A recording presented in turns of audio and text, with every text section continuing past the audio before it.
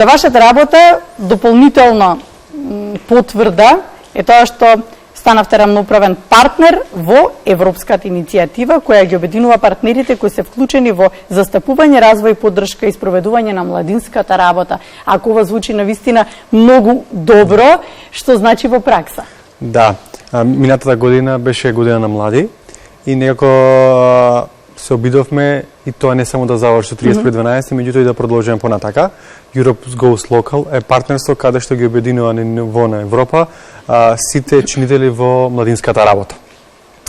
Може би да направам само мал увод што значи младинската работа и ке нас. Добро. Преку еден проект на Erasmus Plus на една организација, тоа подоцна заедно со филозофскиот факултет, ние за прв пат во Република Северна Македонија имаме постдипломски студии за младински работни. Што значи дека ние ќе имаме сега првите генерации кои што ќе бидат младински работници, со диплома. И тоа сме горди, бидејќи тоа преку еден проект на Erasmus Plus се разви, се направи и сега таа организација оди низ Европа и раскажува како бил пат и како е добрата пракса за да се воведе младински работник во формално образование, бидејќи претходно е неформално образование. Добро. И сето ова се проложи со децентрализацијата на законот за млади, каде што сега општините треба да формираат младински центри и младински совети. Во тие младински центри понатака треба да работат младински работници или во моментов работат службеници за млади. Ја видовме можноста, ја видовме приликата за да им овозможи на овие младински работници или службеници за млади да ги видат добрите пракси во Европа. Затоа се приклучивме кон оваа иницијатива Europe Goes Local, каде што во Стокхолм во месец мај или јуни, не ме фаќајте точно, наши представници од 4 младински центри низ државата со колегите од Националната агенција замина во Стокхолм на еден огромен семинар каде што разговара што значи младинска работа, како да се финансираат тие младински центри, што значат добрите практики за тие младински центри, се со една цел да можеме да ги подгурниме нашите младински центри, да им овозможиме да се мрежат на ниво на Европа и едно од најбитните работи што може би да се случуваат во Војдина, заедно со Националната агенција од Словенија договоривме да се направи една студентска посета каде што представници од младинските центри од Македонија ќе заминат таму на студентска посета, ќе има прво и теоретски дел, ќе се она што е значи младинска работа да се раскаже таму, меѓутоа и подоцна најбитното е да се посетат младинските центри, да ги посетат нашите представници младински центри, да видат како тие младински центри функционираат, како овозможуваат, како се финансираат, како пишуваат проекти, каде аплицираат, се со една цел да им овозможиме прво да се мрежат, да ги видат добрите практики, некако да биде Националната агенција тука како поддршка на младинските центри. На настанот од 27 земји Македонија зема учество и 170 учесници, но каква е вклученоста на Обединетите нации во севола? Тие се водат како поддржувачи? Се водат како поддржувач, меѓутоа целото партнерство е во делот на Националната агенција за млади, каде што овие партнерства има голем број на партнерства, меѓутоа ние како помала земја, како помала национална агенција се одлучивме да влеземе точно во ова партнерство, каде што ќе ги поддржиме младинските центри и младинските работници. За успешната работа сакаме секогаш да свалиме со бројките, нели? Така Националната агенција континуирано работи и инвестира во градењето на капацитетите на институциите на невладиниот сектор кои носат поквалитетно и понапредно општество за сите. Се покажа ли така во бројки? Се покажа така во бројки. Изминатиот период извадивме на статистика над околу 196 учесници. Добро, 96 учесници од наставен кадар. Да, и транснационални активности и за млади и во делот на образование. Тоа значи дека ние како национална агенција сме поддржале 96 учесници да заминат некаде на контакт семинар или на некој вид друг на конференција каде што ги градат своите капацитети. И најинтересно е тоа што сите кога се вратат назад се импресионирани, се позитивна енергија за да направат одредени промени на своето работно место. Најголем дел се наставници, особено и од основно и од средно, и од високо, и подоцна кога се вратат тие практики да ги спроведат на своето работно место, тие практики спроведат во формалното образование. И се радуваме бидејќи имаме буџет, имаме средства за тоа. Во следниот период таа бројка со време се надеваме дека ќе се зголемува. Тоа значи дека голем број наш наставен кадар ќе го испратиме некаде во странство да се дообучи, да види што се добрите пракси и подоцна најбитно да се врати на своето работно место, тие да ги имплементира. Тоа е целата идеја, за да а тоа цело време да иде со поддршка како национална агенција да им понудиме на наставниот кадар можност до квалификации, до обука и односно да можат сето тоа што го научат надвор да го применат назад дома. Неминовна е вашата поддршка, но од друга страна мораме и реално да зборуваме колку сите тие, да речеме, целото тоа туторство се успева да се примени по тоа тука. Најчесто мислам дека можностите не се исти, нормално, и тоа го знаеме однапред, пред да ги пратиме дека можностите и приликите не се исти, но и во овие услови колку се успева да се примени? Бидејќи поголем дел на овие работи може да се да се меки-вештини, така да се надевам дека кога се вратат не е токав проблем од технички или од можеби од дигитален пристап или слично. Тука е начинот на кој самиот наставен кадар ќе ја презентира својата работа пред учениците, пред студентите и слично. Јас сметам дека и не така дека е тоа проблематично подоцна да се спроведе, бидејќи таму се спроведуваат работи како да се спроведе најдобро наставната програма можеби.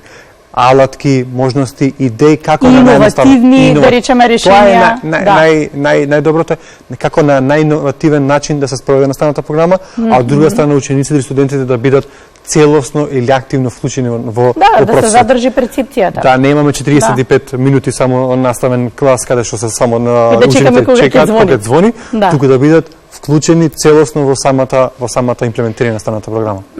Марко, да, точно, насочени сте кон наставниот кадар, кон професорите, но колку е голема потребата од другата страна и за помладиве, нели се студентиве, тука мораме да зборуваме за училишната возраст, децава преку наставниците, како ќе добијат начин повеќе да им се задржи вниманието, но што е со студентите? Пред да заминеме студентите, само накратко сакам да кажам нешто друго. Оваа година е година вештини. Како национална агенција во изминатиот период организиравме посета на они што се од девето одделение, значи пред да заврши годината, за да ги насочиме кон стручно образование. Бидејќи година на вештини се одлучивме различни деца, значи од различни градови да пратиме во едни од најеминентните македонски компании. Значи испративме околу по 50 ученици во 4 различни компании, испратиме во Тиквеш, во Венчини, во тука на фармацевтскиот факултет и во Калуит и на уште едно место каде што во девето одделение ние ги им даваме можност да ги насочиме за да можат да запишат во средно стручно образование. Како дефицитарен кадар потоа на како дефицитарен кадар или оние можности кои што ги нуди самиот град, на пример каде што имаат можност да го учат во средно образование, ние да им понудиме да видат што значи тоа во пракса, да заминат во фабриката и да го видат процесот од почеток до крај, за да им биде поличен, да може да го осетат процесот, не само да го гледат, туку ние возможивме на 4 пати по 50 ученици да испратиме некаде да заминат во компании или тоа веќе поголем беа фабрики и децата беа навистина средни задоволни веќе за прв пат ќе заминат некаде. Особено продуктот што го јадат да видат како се произведува. Да. На едно друго место и они сами произведува и чоколади и слично за да видат дали навистина подоцна сака во средно образование тоа да го учат. Ако се вратиме на студентите, каде што како Еразмус програма најголем дел од средствата се алоцирани во високо образование, тоа значи и за факултетите и за студентите. Изминатата недела бевме домаќини прв пат и тоа во многу интересно партнерство. Направивме чегор понапред заедно со Грција, Кипар и Хрватска. Бевме партнери каде што као домаќини на интернационализација во високото образование со посебен фокус на Западен Балкан. Тоа значи дека ќе организираме настан каде што ќе имаме ректори, заменик ректори, декани или представници од високо образовани институции. Тоа го направи минатата недела во Скопје, каде што они најбитно да се мрежат меѓу себе, да направат меморандуми за соработка помеѓу универзитетите, за да можат подоцна студентите да заминат некаде на мобилност во овие држави. Добро да биде нешто тука поблиску. Фокус беше Западен Балкан, бидејќи западните држави имаат проблем, голем дел од средства што им се алоцирани на Западен Балкан, да ги потрошат тие средства. Со наша подршка беа повикани и земјите од Западен Балкан, кои што не се дел од Еразмус програмата како полноправни партнерства, тоа се Босна и Херцеговина, Албанија, Црна Гора и Косово. И навистина направивме на добро вмрежување, каде што ние и немаме толку соработка во делот и со Грција и со Кипар, и се надам во следниот период веќе се потпишуваат меморандуми за соработка помеѓу универзитетите, каде што и студенти, меѓутоа и наставен кадар, ќе испратиме еден или два семестри како студенти да заминат таму на постдипломски студии или на додипломски студии, бидејќи сме свесни дека голем дел на наши студенти заминуваат во Грција, особено во делот на Солун, на додипломски, на постдипломски студии, така да имаат уште една можност, и ако се запишани тука како студенти, да заминат еден или два семестри некаде и тоа да биде поддржано од ваша страна. Кога сме веќе кај соработките, ќе споминеме Варшава, ќе го споминеме форумот насловен предизвици и перспективи на дигиталното образование наспроти барањата на пазарот на трудот. Јасно ние веќе дека сме дигитализирани во секоја сфера од општеството. Колку тука се остварува некоја соработка? Дигитализацијата е еден од 4 приоритети на програмата Erasmus+, и на вистина после ковидот, каде што самиот непопуларно ја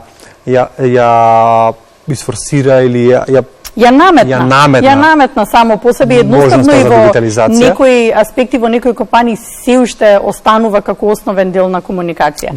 И затоа и дигитализацијата, и зелената агенда, и инклузијата, некои се оние главни приоритети каде што гледаме докога еден настан ги опфати поголем дел од овие приоритети, да испратиме преку транснационална активност наставен кадар каде што ќе оди да ги види најновите иновативни практики за дигитализација, за да може подоцна да ги примени во своето училиште. Младински ги зајакнувате во поглед на размена, континуирана до едукација, насока, тука и наставниот кадар ќе го вклучиме, а сега кога е летен распуст, што правите? Сега е летен распуст, заедно со училиштата ги спремаме договорите, за да можат они да ги отворат договорите, да ги подпишеме договорите, за да може веќе септември, октомври да ги реализираат своите мобилности. И исто така и за студентите, и за младински работници. Значи, во овој период сега, она што се случува од претходно договорени се праксите кои што ги посветуваат студентите, меѓутоа во овој период сега резултатите од изборот, кои се добитни организации и подпишување договор, односно целата администрација сега во овој период кога е мирен, кога може да се завршат административните работи, за да може од септември да се стартува како што треба, Добро, со оглед на вашето искуство, вашата работа, изминатите години, изминатиот период, кога зборуваме за старт на нова учебна година, кога сега зборуваме за старт на нова студиска програма, што е она што иновативно недостасува во делот на образованието? Кој дел недостасува, кој дел останува како вечен, можеби, под наводници проблем, каде најмногу треба и да се подбутне, да се даде можност, да се даде прилика, најмногу е потребно да се инвестира. Повеќе се ајде најнадлежни Министерство за образование или Бирото за развој. Сега зборуваме во делот на искуството. На наставните програми. Оно што јас би сакал да го напоменам, особено ако збориме за високо образование, тоа е интернационализацијата. Тука треба да се посвети и многу време и ресурси. Драго ми што пред мене беше ректорот на Универзитет Климент Охридски, каде што Универзитетот Климент Охридски од Битола е првиот универзитет кој што е вклучен во European Initiatives Alliance, каде што единствениот универзитет од Република Северна Македонија вклучен во таква алијанса. Тоа значи дека тие универзитети во следниот период ќе работат со својот наставен кадар, со студентите, со компаниите целосно, односно тоа е визијата за високото образование во Европа. Од 2017-2018 започна како проект и сега година има нов повик каде што се одобруваат или што се гарантираат нови алијанси. И многу ми е драго што прв пат добиваме таков универзитет и се надам дека во следниот период сите универзитети ќе ги свртиме спрема универзитетот од Битола, каде што може би он да ни ја кажува, да ни своето искуство што ќе го помине таму, да го пренесува на сите универзитети. Да отвори пат. Да го отвори патот. Кога е однесе отворен патот, подоцна е многу лесно и за следните универзитети кои веќе имаат искуство. И тоа е оно што нашите универзитети треба да прават, да работат на интернационализација, да им возможност на студентите голема можност. Сметате така ќе ги задржиме повеќе и ќе се дообразуваат, ќе земат искуство и ќе се вратат дома. Оти е нешто со што се бориме. Нешто со што се бориме, одливот на мозоци или популарниот brain drain е во Македонија од целата историја. Порано било печалбарство, сега младите заминуваат некаде да се ја бараат Среќата. И во Европа, и во Америка, и во Австралија. Меѓутоа, сметам дека има и добри примери и во Европа каде што голем дел на квалитетен кадар се вратил во државата. Такви се примери и во Естонија и во Ирска, каде што на неколку форуми веќе ги разговараме тие работи, ги представуваме. Меѓутоа, најбитно од се е да се смени парадигмата. Дека тие луѓе кои што заминати можат и знаат како да ја помогнат на нашата земја. Не ако заминати, ние да ги скратиме конекциите, готово тој заминал ништо. Меѓутоа мора да најдеме начин како нивното искуство, нивната компанија, нивната работа таму ќе помогне на нашите студенти, нашите ученици. Имаше интересен факт дека најголем дел на патентите, имаше збор и за Западен Балкан, патентите што за производство или било како се од повратници од некаде. Значи повратници кои што се вратили на Западен Балкан ги се сопственици на тие патенти. Така да значи дека ние само треба да и како медиуми, меѓутоа како институции да разговараме за позитивните работи од ајде да кажеме од Brain. Заминуваат, многу се враќаат, имаат можност тука да отворат компании, треба да се разговара со сите кои што се надлежни за тоа, да ги имаат сите придобивки кога се вратат, да основаат компанија, да им помогне државата. Тука е клучниот проблем, мислам дека. Меѓутоа, ете и тоа што го прави ТИРС во изминатиот период, да ги изедначи можностите кои што ги дава и за странските компании, меѓутоа и за македонските компании.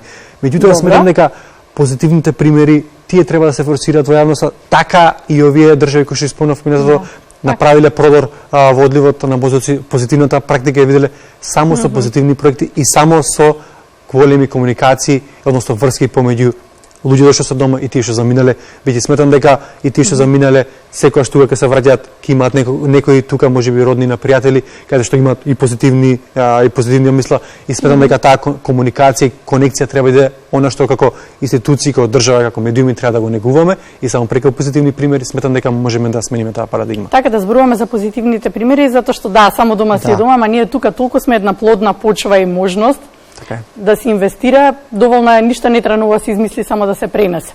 Така. Марко, благодарам. Благодарам, Јована. Се гледаме, се разбира и во друга прилика. Сега ќе оставиме административните работи да ги завршите летово и се разбира со нови сили, во нови победи. Се гледаме од септември. Фала на поканата, се гледаме.